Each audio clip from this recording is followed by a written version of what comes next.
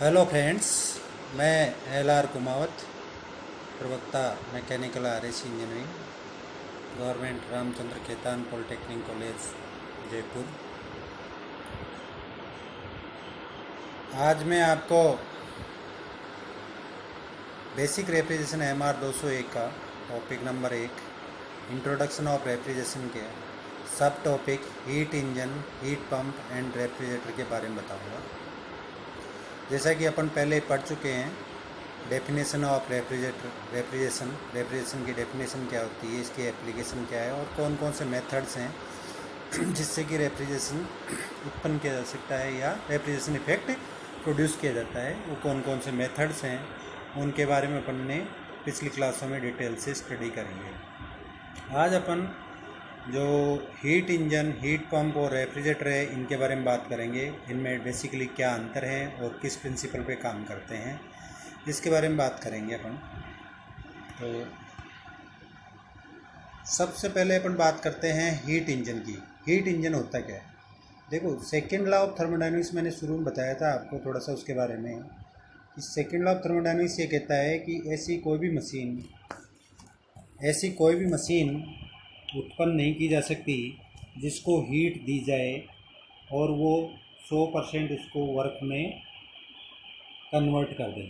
यानी कि अपने को जितनी अपन ने इनपुट हीट दी है वो कम्प्लीटली किस में हो जाए, वर्क में कन्वर्ट हो जाए। ऐसा पॉसिबल नहीं है। यानी कुछ न कुछ आपका जो है ना, जो हीट रिजेक्ट करनी पड़ेगी, यानी कि उसमें कुछ न कुछ लॉसेज होगी। यानी 100% एफिशिएंट कोई मशीन नहीं बनाई जा सकती। तो ये आपकी एक उसकी संधारणा थी। दूसरी जो है ना, रेफ्रिजरेटर से संबंधित थी। दोनों के बारे में बात करेंगे।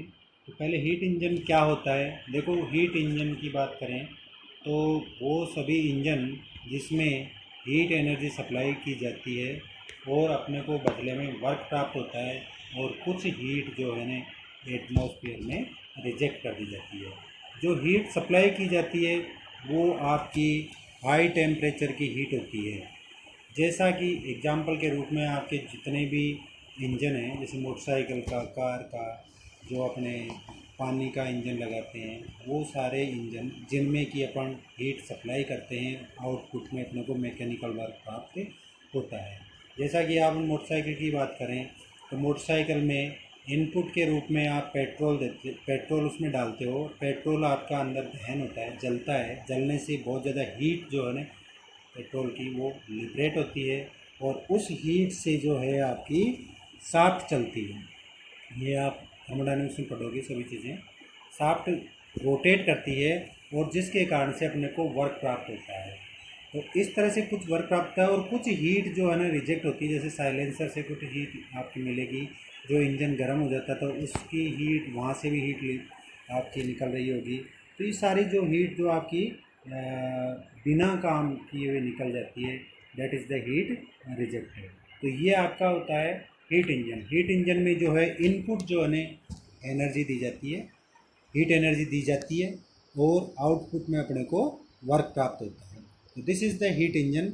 ऐसी डिवाइस जिसको कि हाई टेम्परेचर की हीट दी जाए और वो उसको किस में कन्वर्ट कर दे, वर्क में कन्वर्ट कर दे। यानी अब अपने को कुछ वर्क प्राप्त हो, मैकेनिकल वर्क प्राप्त हो, और कुछ हीट क्या हो जाए, रिजेक्ट हो जाए। तो that is the heat engine. वो आपका हीट इंजन होता है।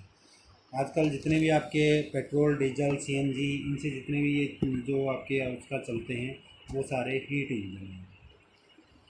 अब अपन बात करेंगे कि हीट पंप किसे कहते हैं। हीट इंजन समझ में आ गया होगा, हीट इंजन किसे कहते हैं।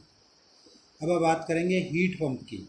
तो हीट पंप में क्या होता है कि ये जो है आपका, जो सेकंड लॉ की दूसरी संधारणा है जो कि उसके ऊपर आधारित है, वो ये कहता है कि भाई लो टेम्परेचर से हीट लेकर के, लो टेम्परेचर की हीट को हाई टेम्परेचर पर तब तक सप्लाई नहीं किया जा सकता जब तक कि उसमें कोई एक्सटर्नल वर्क ऐड नहीं कर दिया जाए। यानी एक्सटर्नल वर्क अपन ऐड कर दें, यानी उसमें कुछ वर्क करें उसके ऊपर, तो वो लो टेम्परेचर की हीट भी अपन हाई टेम्परेचर पे रिजेक्ट कर सकते हैं।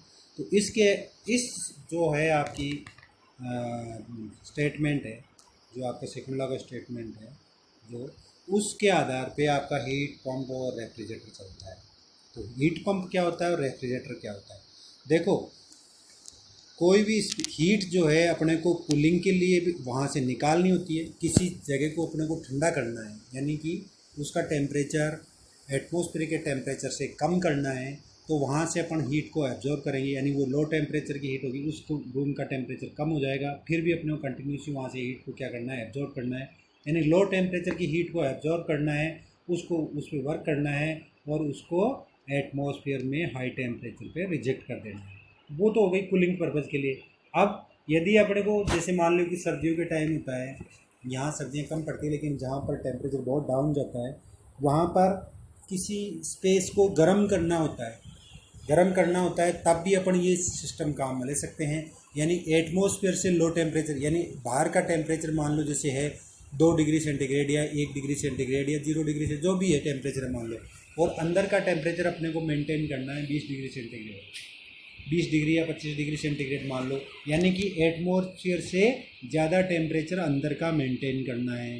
तो इसी सिस्टम को अपन उल्टा कर सकते हैं। उल्टा मतलब लो टेम्परेचर की हीट एटमॉस्फेयर से लेंगे, हीट जो कहाँ से लेंगे, लो टेम्परेचर की हीट एटमॉस्फेयर से लेंगे, और उस हीट पे कुछ वर्क करेंगे, कंप्रेसर के द्वारा वर्क करेंगे, और उसको फिर उस स्पेस में सप्लाई कर देंगे जहाँ पर अपने को हीटिंग की ज़रूरत है। यानी कि अब जो है वो सिस्टम जो रेफ्रिजरेटर सिस्टम था उससे उल्टा हो गया कि हीट जो है बाहर एटमॉस्फेयर से एब्जॉर्ब की जाती है, लो टेम्परेचर की हीट है वहाँ पर, क्योंकि वहाँ का टेम्परेचर कम है, वहाँ से हीट को एब्जॉर्ब किया गया, उस पर कुछ वर्क किया गया, और अब उस हीट को उस स्पेस में डिलीवर कर दिया गया जहाँ का टेम्परेचर अपने को बढ़ाना है, इंक्रीज करना है। तो this is the heat pump. ये जो डिवाइस कहलाती है वो हीट पंप कहलाती है, यानी वो हीटिंग पर्पज़ के लिए काम में ली जाती है। यानी एटमॉस्फेयर में आपका टेम्परेचर कम होगा, जिस स्पेस को आपको गर्म करना है उसका टेम्परेचर आपको बढ़ाना है, वहाँ पर आप हाई टेम्परेचर रखोगे, एटमॉस्फेयर की तुलना में ज़्यादा टेम्परेचर रखना है, और वहाँ से लो टेम्परेचर की हीट आपके एटमॉस्फेयर से लोगे, एटमॉस्फेयर से लेकर के उस पर कुछ वर्क करोगे, कंप्रेसर वर्क करेगा, और वो हीट जो है हाई टेम्परेचर के स्पेस में सप्लाई कर दी जाती है। तो अब यहाँ पर अपना जो मकसद है वो क्या हो गया, देखो आउटपुट इनपुट क्या हो गया। इनपुट तो क्या हो गया, अपन ने जो वर्क किया वही इनपुट हो गया, यानी अपन ने कितना उसको इनपुट दिया इसके लिए, यानी कितना वर्क किया उस डिलीवर करने के लिए, कंप्रेसर पे वर्क किया, दैट इज़ द इनपुट। और आउटपुट क्या हो जाएगा, जो हीट अपन ने डिलीवर करी है हाई टेम्परेचर पर, दैट इज़ द आउटपुट। अब आउटपुट अपने को कूलिंग नहीं है, अब अपना आउटपुट क्या हो गया, हीटिंग हो गया। तो यहाँ पर जो हीटिंग के लिए जो स्पेस हीटिंग के लिए जो हीट आपने डिलीवर करी दैट इज़ द आउटपुट, और जो आपने वर्क दिया दैट इज़ द इनपुट। यानी अब अपना जो क्राइटेरिया हो गया वो क्या हो गया कि कितनी हीट अपन ने हाई टेम्परेचर की हीट जो है डिलीवर की है, दैट इज़ द आउटपुट। अपने को वही चाहिए उस मशीन से, उस मशीन का और उपयोग क्या है, यही हुआ ना कि अपने को वास्तव में उस मशीन से क्या चाहिए, वो मशीन क्यों बनाई है, वो इसलिए बनाई है कि अपने को हाई टेम्परेचर की हीट प्राप्त हो सके। इसका मतलब आउटपुट अपने लिए वो हो गया। इनपुट, वो आउटपुट प्राप्त करने के लिए अपन ने कितना काम किया, क्या दिया उसको, कुछ वर्क दिया, दैट इज़ द इनपुट। और हीट कहाँ से ली अपन ने, एटमॉस्फेयर से ली, तो उसके लिए तो अलग से कोई वर्क अपने को कुछ इनपुट हुआ ही नहीं हो। तो इनपुट वास्तव हुआ उस हीट को जो एटमॉस्फेयर से ली थी उसको हाई टेम्परेचर पर डिलीवर करने के लिए अपन ने वर्क कितना किया, दैट इज़ द इनपुट।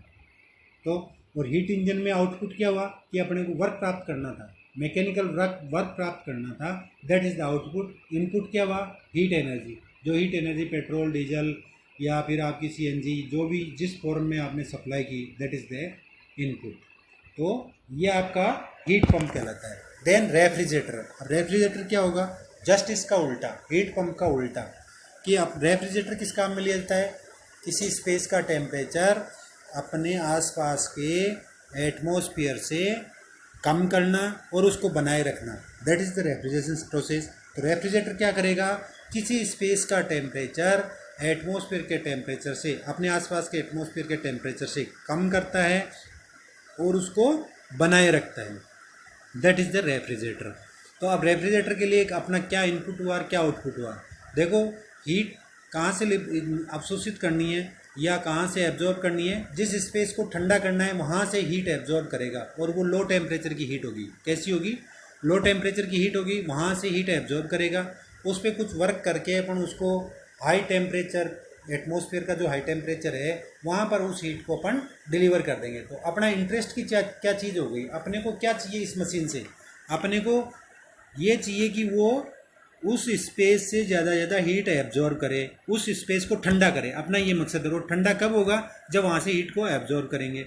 तो यहाँ पर जो आउटपुट प्राप्त हुआ that is the heat absorb by the machine at low temperature. Low temperature पे कितनी हीट एब्जॉर्ब की गई वो आपका यहाँ पर आउटपुट होगा। और इनपुट क्या होगा? इस हीट को बाहर भेजने के लिए आपने कितना वर्क किया, एटमॉस्फेयर में छोड़ने के लिए वर्क कितना ऐड किया, दैट इज़ द इनपुट। अब हीट आपकी कितनी आपने बाहर डिलीवर करी ये मतलब अपने को कोई काम का नहीं है। एटमॉस्फेयर में चाहे से वो कम हीट डिलीवर करे चाहे से वो ज़्यादा करे, ये अपने इंटरेस्ट की बात नहीं है। अपने इंटरेस्ट की बात है उस स्पेस का टेम्परेचर कम करना, यानी वहाँ से हीट ज़्यादा रिमूव करे। तो वो अपना क्या होगा? आपका आउटपुट होगा। और इनपुट क्या होगा? उस हीट को एटमॉस्फेयर में डिलीवर करने के लिए जो वर्क किया दैट इज़ द इनपुट। तो हीट पंप और रेफ्रिजरेटर में क्या डिफरेंस हुआ? हीट पंप में आउटपुट जो है वो है आपका heat deliver eight high temperature. High temperature पे जो हीट डिलीवर की गई हीटिंग के लिए दैट इज़ द आउटपुट। यानी हीट पंप किस लिए काम में लेता है? स्पेस हीटिंग के लिए काम में लेता है। और रेफ्रिजरेटर किस काम में लेता है? स्पेस कूलिंग के लिए काम में लेता है। और इस रेफ्रिजरेटर में आउटपुट क्या हो गया? उस स्पेस से जिसको अपने को ठंडा करना है, कूल करना है, वहाँ से कितनी हीट एब्जॉर्ब करिए दैट इज़ द आउटपुट। और दोनों के लिए इनपुट एक वही रहेगा कि कितना वर्क अपन ने किया, तो वो आपका इनपुट रहेगा। तो ये आपको क्लियर हो जाना चाहिए कि हीट इंजन में इनपुट क्या होगा और आउटपुट क्या। आउटपुट हीट इंजन में that is the work obtain, अपने को वर्क जो प्राप्त हुआ दैट इज़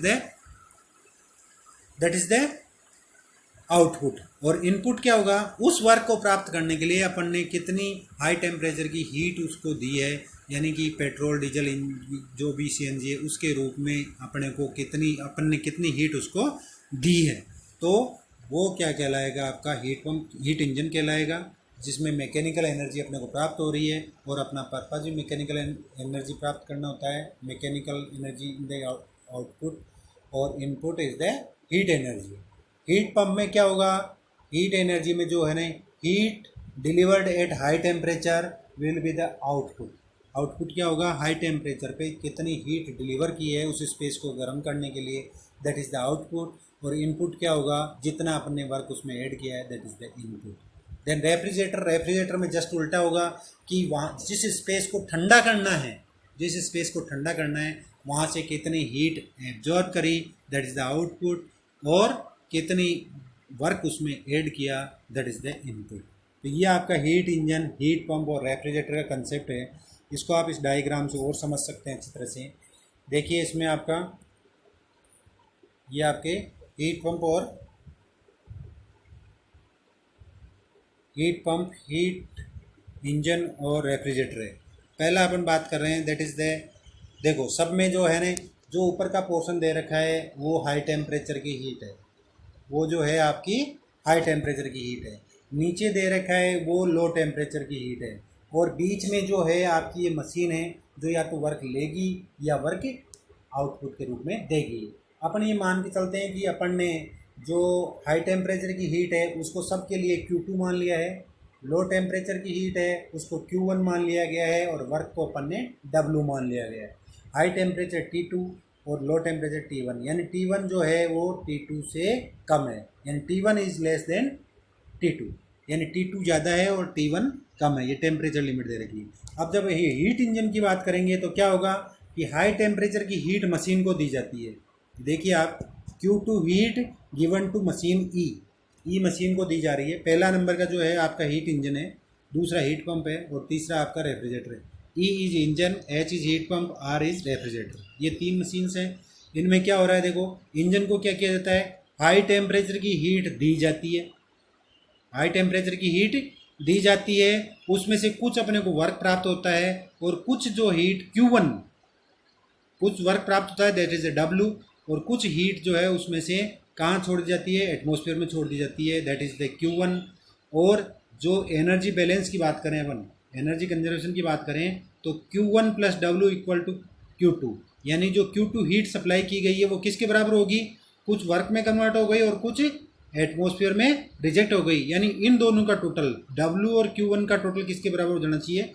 Q2 के बराबर हो जाना चाहिए। और ये जो समीकरण है वो सभी के लिए लागू है। यानी जो आपने यहाँ पर ये किया, हाई एनर्जी की हीट जो है वो Q2 इसको सप्लाई करी है, W अपने को वर्क प्राप्त हुआ है और Q1 हीट रिजेक्ट हुई है। That is the engine. अब दूसरी आप हीट पंप पे आ जाइए। अब इसमें जो है ना आउटपुट क्या होगा आपका W एंड इनपुट क्या होगा Q2। इसमें Q2 इनपुट है और W इज आउटपुट।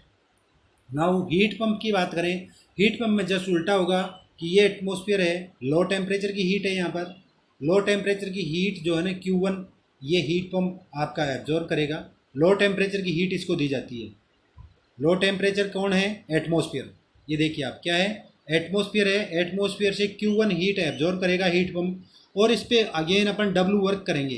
क्या करेंगे? W वर्क अब इसको देंगे, इसे प्राप्त नहीं होगा, इसको W वर्क देंगे, तब टोटल हीट कितनी हो गई Q2, और वो Q2 कहाँ रिजेक्ट करेगा? हाई टेम्परेचर के स्पेस में। कहाँ पर? हाई टेम्परेचर के स्पेस में। तो ये जो स्पेस है ये अपना जो है ना इंटरेस्ट की पॉइंट हो गया। यानी यहाँ पर जो आउटपुट होगा दैट इज़ द Q2, यानी ज़्यादा से ज़्यादा हीट Q2 हीट चाहिए अपने को, इस सोर्स को ज़्यादा से ज़्यादा हीट डिलीवर होनी चाहिए।